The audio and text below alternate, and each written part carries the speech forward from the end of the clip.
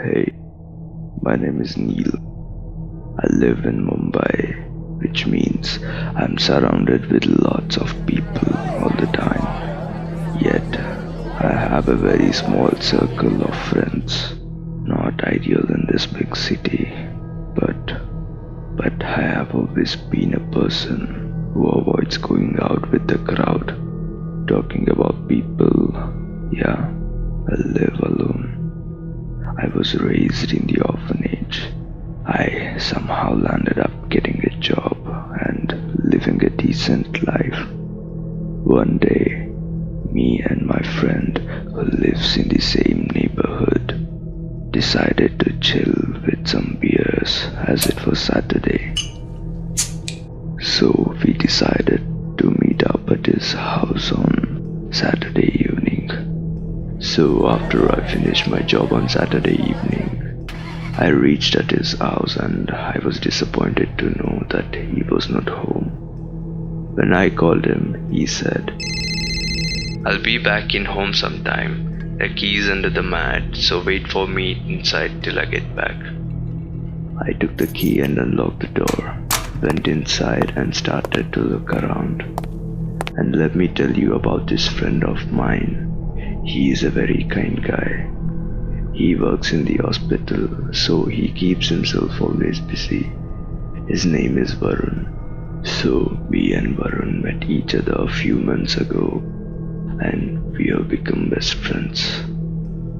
We talk and share things at weekends as we both have no other family, so we kind of feel same. After a few minutes, while I was in his house, I got bored and decided to lay down on the sofa for a while until he gets back. Something made me uncomfortable laying down. I checked the cover of the sofa and I found a very unusual diary. You can tell it's unusual just by the sight of it. The diary looked old and there was stains of blood over it. When I opened the diary, I saw a dusty picture which was glued to the cover. It was a picture of a family which consisted two people and a kid. The guy looked like he was in his mid-30s and the woman looked young, beautiful and attractive. It looked as if she was pregnant and the kid was around 5 to 10 years old. As I started reading what's written, I soon realized it was written by the guy who was in the family picture. He wrote, "Hi, my name is Raj." After reading this line, I felt uncomfortable because who introduced himself in a personal diary, which made it more interesting for me to check it out. So I started reading it. As you have seen our picture, yes, that is me and my family.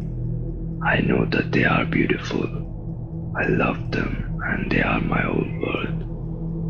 But couple of months ago, we had been to a vacation. Unpredictably, everything gone wrong and we met with an accident. No one survived but me. Reading this made my heart clutched. I feel very sorry for the poor guy. I wanted to continue reading it, but I got a call from my friend. Hello. Yeah, hello. Sorry, I'm gonna be late today, so it's better we postpone the plan for tomorrow, as I've got some emergency today in the hospital. It's fine, man. I'll head to home for now. Let's catch up later. What a day it is. Thinking to myself, I got ready to leave just as I thought I was genuinely interested in that diary.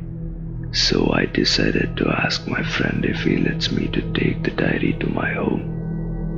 But unfortunately, he didn't pick up my call. Maybe because of the work. As I thought, I will lend the diary for now and return it later when we meet. So I grabbed the diary, locked the door, placed the key back under the mat, and left towards my house. All the way while I was walking, I was constantly thinking about the diary and that poor guy. I don't know why I felt that, but it was too unusual for me somehow. So I got home, and after some time I decided to continue reading the diary. So it continued like this. I should be ashamed of it. I feel very guilty. I should have joined them, but still, I wasn't able to. I wasn't brave enough to kill myself. One day, someone knocked my door. I went to check, but what I saw, I couldn't believe it. I saw my wife right outside the window. She looked pale. Her face was almost covered with hair and her body with blood. When I looked closer, she was holding a lifeless baby. I was frozen. I started hearing screams. When I got out to see her, no one was there. Later that night, no matter how much I tried, I wasn't able to fall asleep. At a certain point, when I opened my eyes, I saw my 6-year-old kid hanging from a ceiling while directly staring at me. This disturbed me a lot. I was in a complete shock. It was all like a dream, a worst nightmare. I went to the washroom to freshen up myself, but I was completely shaken. When I opened the tap, blood flowed in. I rushed out in fear and confusion. I somehow feel their presence here. I don't know how to describe it, but I can feel them. I miss them so much. When I try to explain what's happening with me, everyone ghosted me. I felt that I don't exist for this world. It's too much for me to take all this. The guilt is killing me. I want to join my family. So, this is my last words. For those who reads this, goodbye to this world. Man, what the hell was it? It felt like a suicide note, more than just a personal diary. Who is this guy? I feel very sorry for him, I thought. After placing the diary on my shelf, I slept. Next day, when I called my friend, his phone was off. I wonder why. I tried couple of times but didn't get a reply. I was worried, but I continued my schedule. Man, I hate Mondays. After a very long day, I came home and I was watching a movie. Suddenly, I heard a faint knock on my door. I ignored it at first, thinking it might be the wind because it was raining outside. But later, I realized it was a person who was knocking the door. So I wondered and started to check who it was. When I opened the door, there was no one there. While being confused, I started to turn back. But I froze. I froze by the sight of some figure standing right outside the window, directly staring at me. It gave chills through my spine. I started focusing on the figure, and now I was able to see that it was a woman with most of her face covered with hair. I started asking, "Who's there? What do you want?" No one answered. I got close to the window. What I saw was a woman carrying a dead child covered in blood. She smiled directly at me. I cannot forget that smile forever. I felt my heart stop for a second, but with a blink of an eye, there was no one there. I tried to look with fear, but couldn't find any trace of someone being there. I thought to myself that I must be tired and should go to sleep. Something was really off. Due to things I saw that day, I wasn't able to sleep, no matter how much I tried. For a moment, I thought I'd fall asleep, but I opened my eyes as it was uncomfortable. What I saw that day still haunts me till date. I saw a kid, maybe around 6-year-old, hanging from the ceiling, staring directly at me. For one day, it was already more for me to take this. I was completely frozen. While watching the kid, I was so afraid that not even a single bone moved. I stayed there helpless, hopeless. It felt like almost an hour. Finally, without my control, I was asleep. When I woke up, I thought it was all a nightmare, but still, I knew somewhere in my mind that I had felt very real. While I was still thinking about what I saw, suddenly a thought struck to me. The diary. The woman and child that I saw yesterday were on the picture of the diary. I recalled the story of the guy and I was baffled. I just experienced the same thing that he did. Maybe I was just an emotional fool and started imagining things, or maybe I was too concerned about the diary which I read. I don't know, but I surely knew that something was really off about that diary. So I got up from bed, and as soon as I opened the tap of water to wash my face, I saw red, thick liquid coming out of the tap. Was it blood? What the hell? I screamed and ran out to discover that my hands weren't red. So I went back in and realized it was just water. So was it all my illusion? I don't know.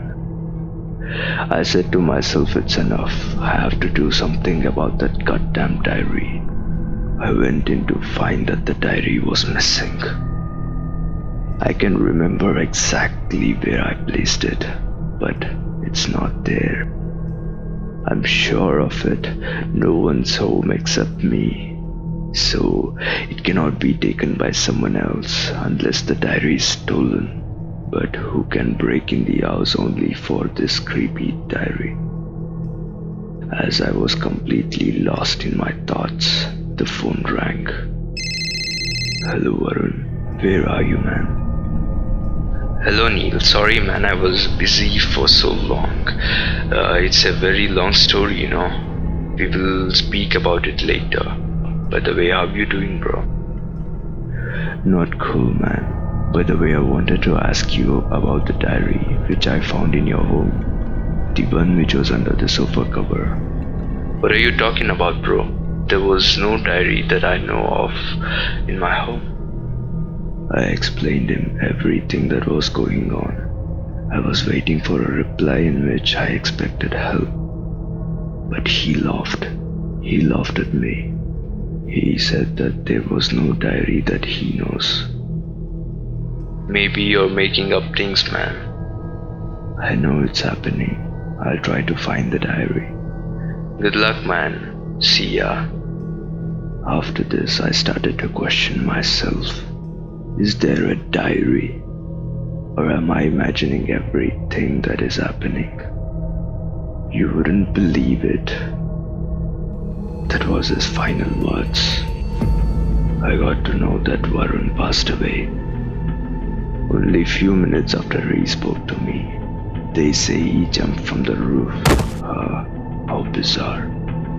He wasn't that kind of a guy, like I said. He was a very good friend of mine. I still cannot believe in the fact that he is gone forever. After that incident, I had no one in my life to call anyone as a friend. I ghosted myself. Everyone ignored me. I felt that I'm dead. I was depressed, destroyed, invisible, emotionless. At this point, no one really cared. Never had these thoughts, but right now, everything is killing me. Because every night I see them. I see the woman and child calling for me to join them. It feels like only they recognize my existence. It's hard to say, but I have to. This will be the last words of mine. Goodbye.